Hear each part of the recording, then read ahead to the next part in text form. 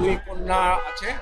আমার দুই কন্যার বাবা আমি যখন এই সমস্ত ঘটনাগুলো ঘটে তখন বাবা হিসাবে আমি অত্যন্ত লজ্জিত হই, এই কারণে যে যাদের সাথে এই ঘটনাগুলো ঘটছে তারাও তো কারো সন্তান।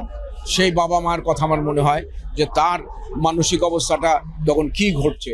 আমি খুবই শঙ্কিত এবং খুবই বিভ্রান্তভাবে দিন যাপন করছে। আমি খুবই ফ্রাস্ট্রেটেড। আসলে আইন শৃঙ্খলা বলতে যা বোঝায় সেটা তো চর্চাটা বেশ কিছুদিন ধরেই অনুপস্থিত আছে।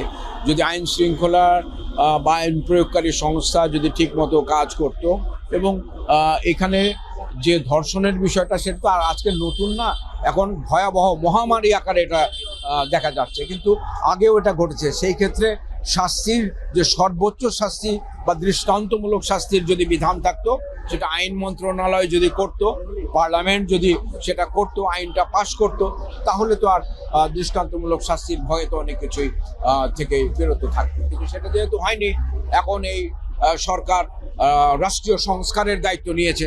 তারা আমাদেরকে যে স্লোগানটি বলেছিল যে